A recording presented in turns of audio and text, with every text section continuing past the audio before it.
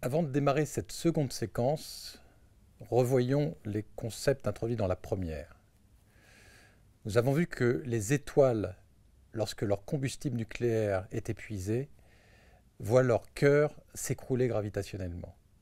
Cela peut former, selon la masse de l'étoile, des naines blanches, des étoiles à neutrons, ou pour les étoiles les plus massives, des trous noirs. Cet écroulement gravitationnel se traduit aussi par beaucoup d'énergie qui est développée et qui va faire exploser les couches externes de l'étoile. Et donc la formation de ces objets très compacts est associée à des explosions dans l'univers. En ce qui concerne les trous noirs, ils sont présents dans tout l'univers, en particulier un trou noir extrêmement massif existe au centre de notre propre galaxie.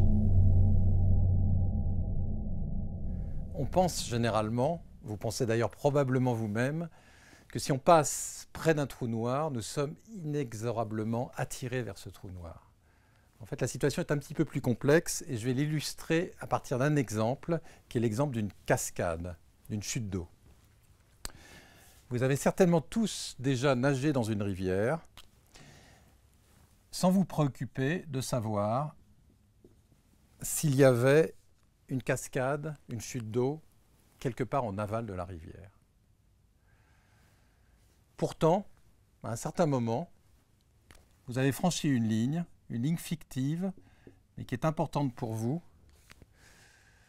Cette ligne, je vais l'appeler l'horizon de la cascade. Une fois cette ligne passée, vous êtes le meilleur ou la meilleure nageuse du monde, vous ne pouvez plus échapper à l'attraction de la cascade. Cette ligne est donc ce que nous allons définir comme l'horizon de la cascade.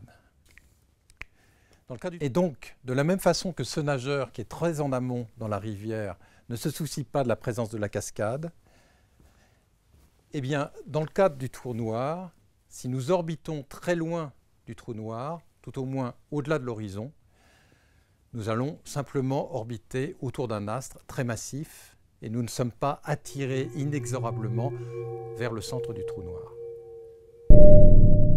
L'horizon du trou noir est donc cette surface sphérique autour du trou noir qui est la surface de non-retour. C'est-à-dire que si je traverse cette surface, je ne pourrai pas revenir en arrière pour expliquer ce que j'ai vu. Et donc nous-mêmes, à l'extérieur de l'horizon, nous sommes protégés des phénomènes d'écroulement gravitationnel qui se produisent au centre du trou noir. Nous sommes protégés de ce qu'on appelle la singularité du trou noir. Très près de cet horizon, à l'extérieur, le champ gravitationnel est très intense et donc les effets de la relativité générale sont importants.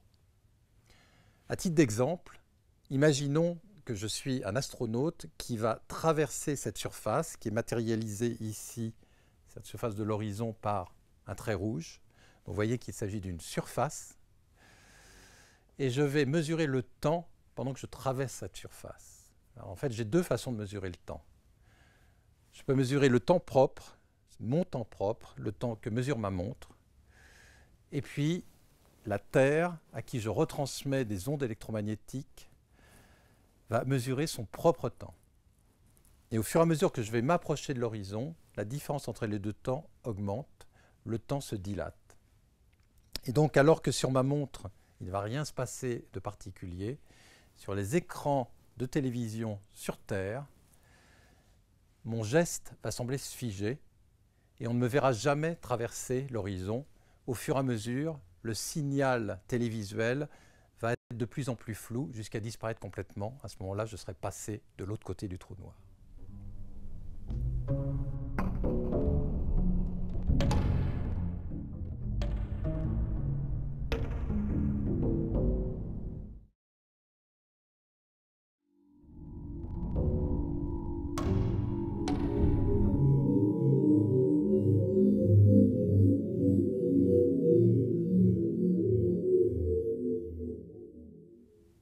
En fait, puisque vous avez traversé l'horizon en même temps que moi, nous pouvons encore communiquer. Et donc je vais vous faire remarquer que de ce côté-ci de l'horizon, les notions de temps et d'espace ont été interchangées. À l'extérieur de l'horizon, nous avions l'habitude de la flèche du temps. De ce côté-ci, c'est la flèche de l'espace. Nous sommes inexorablement attirés vers le centre du trou noir, vers la singularité du trou noir. À l'inverse, nous sommes conscients simultanément de plusieurs temps à la fois, de la même façon que de l'autre côté du trou noir, nous avions la possibilité d'appréhender plusieurs espaces simultanément.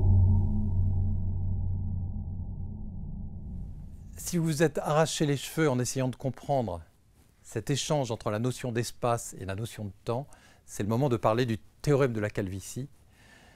C'est effectivement le physicien américain John Archibald Wheeler qui a énoncé ce théorème en assimilant les trous noirs à des crânes chauves. Effectivement, un trou noir est un objet extrêmement simple en relativité générale. Il est caractérisé par trois nombres, sa masse, son moment cinétique qui caractérise sa rotation, puisque les trous noirs peuvent être en rotation, et sa charge électrique. De ce point de vue, il ressemble beaucoup à des particules qui sont aussi caractérisées par ces trois nombres. Toujours près de l'horizon du trou noir se produit un phénomène qui a été identifié par Stephen Hawking et qu'on appelle le rayonnement de Hawking. Il est lié aux fluctuations du vide, ces fluctuations qui formaient l'énergie du vide. Des créations particules-antiparticules qui se créent et s'annihilent au fur et à mesure. Donc ça, c'est la description loin de l'horizon du trou noir. Si nous sommes très près de l'horizon, à ce moment-là, la particule est émise et dans certains cas, l'antiparticule traverse l'horizon. À ce moment-là, elle ne peut plus revenir en arrière, elle ne peut plus se recombiner à la particule et donc la particule va continuer sur son chemin en emmenant une énergie de masse, une énergie E égale mc2. Donc vous voyez que le trou noir a donc émis une particule issue de ces fluctuations quantiques et donc va perdre de l'énergie. Et la conséquence de ce rayonnement de Hawking est qu'au fur et à mesure, le trou noir va s'évaporer en perdant de l'énergie. Et c'est ça qui explique pourquoi les trous noirs qui ont été émis dans des périodes très primordiales ne sont plus présents dans l'univers aujourd'hui. Ils se sont complètement évaporés grâce à ce phénomène de rayonnement de Hawking.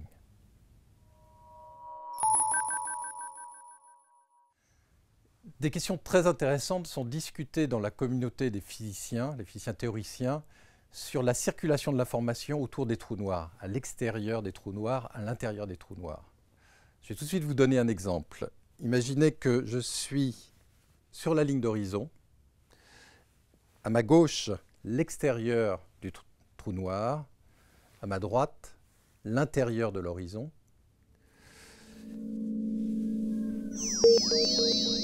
Et vous constaterez que même si j'ai mis les mêmes chaussettes ce matin, maintenant, le pied gauche a une chaussette bleue, le pied droit a une chaussette rouge.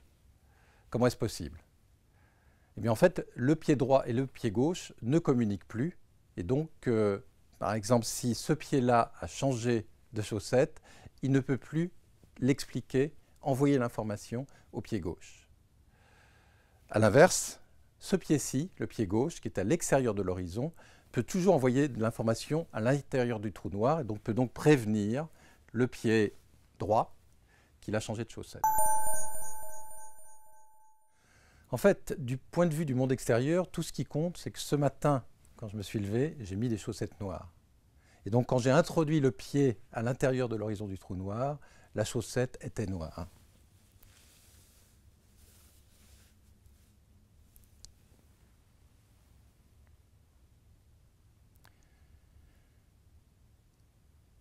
Et vous voyez donc que du point de vue de la circulation de l'information entre le monde extérieur et le trou noir, ce qui compte, c'est la surface de l'horizon. D'une certaine façon, l'information contenue dans le trou noir est passée un jour ou l'autre à travers la surface de l'horizon, et donc on peut considérer qu'elle tapisse la surface de l'horizon. C'est ce que représente ce schéma ici, où vous avez la surface sphérique de l'horizon, tapissée de 0 et de 1. C'est en fait toute l'information qui est rentrée dans le trou noir et qui un jour ou l'autre est passée à travers cette surface. Et c'est pour ça qu'on considère que l'horizon est un petit peu un hologramme pour le trou noir, c'est-à-dire une surface bidimensionnelle dans laquelle est conservée toute l'information contenue à l'intérieur du trou noir.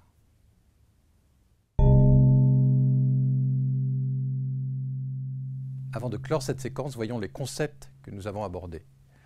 Un trou noir est un astre autour duquel on peut orbiter tant qu'on reste à l'extérieur de la surface que nous avons appelée horizon. Les trous noirs de la relativité générale sont des objets relativement simples, qu'on a assimilés à un crâne chauve et qui en sont en fait définis simplement par 3 nombres, la masse, le moment cinétique et la charge. Et près de l'horizon des trous noirs se passent des phénomènes très intéressants, en particulier le rayonnement de Hawking, dont nous avons vu qu'il peut, à terme, faire évaporer complètement le trou noir.